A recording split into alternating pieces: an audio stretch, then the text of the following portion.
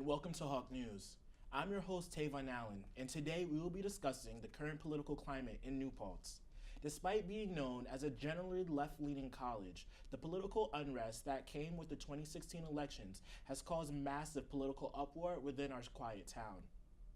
It seems that liberals feel like they're being ignored, and conservatives are scared to speak in defense of the president's actions. Both sides remain politically frustrated, yet no one feels like they're being heard. We've decided to reach out to people from both parties and try to find out what people thought of this new political climate. We were fortunate enough to get an interview with both students and educators at SUNY New Paltz. We will go now to our field reporter, Tom McCarthy, to see what they said on the matter.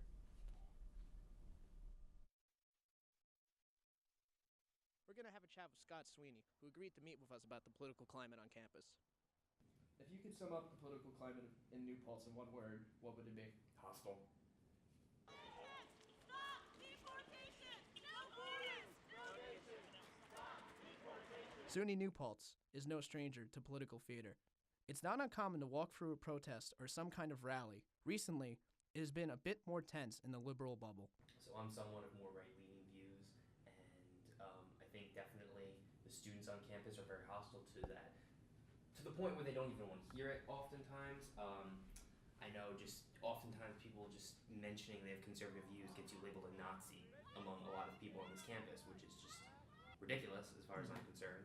And a lot of people, they just don't want to talk, they just don't want to have conversation, which should be the goal of campus, is to further intellectual and development and, be a benefit to society by talking about important issues.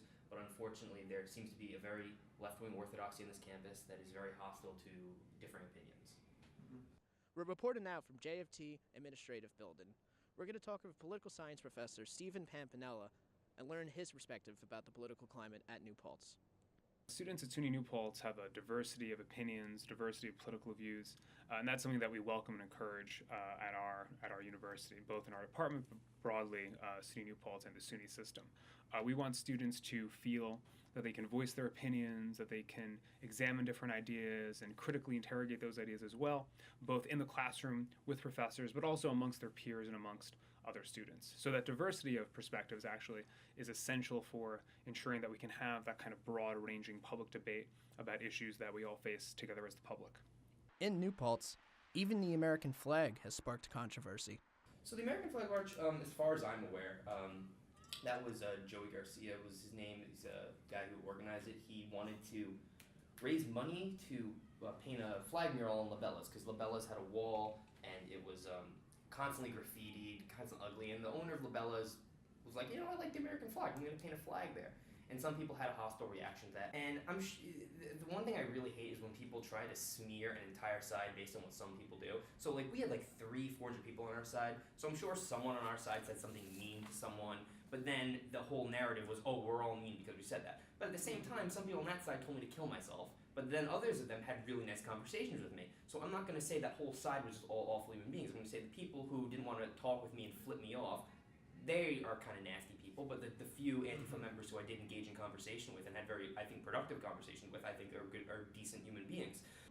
Scott and Professor Pampanella agreed on a solution: civility and debate. Talk to people and learn what they actually mean, because you might find that they're a human being like you and they want to have a prosperous society with the most well-being for the most amount of people just like you do. They just have a different way of achieving it. And all I want to see happen is that students engage each other respectfully and critically interrogate each other's ideas, but not necessarily engage in any kind of ad hominem or personal attacks. Nothing too mean, just policy and just respectful debate. Precisely right, to ensure that students, both students on two sides of an issue, both respect each other as members of our New Paltz community, but also as informed citizens who all have an equal right to debate or make claims about how public policy should be made. It seems that despite differences in political views, everyone agrees on one thing. It is important to listen to others despite political affiliation. Being open-minded and hearing others out is the only way to inhibit ignorance and misunderstandings on both sides. This has been Hawk News with Tavon Allen. Thank you, and I'll see you next time.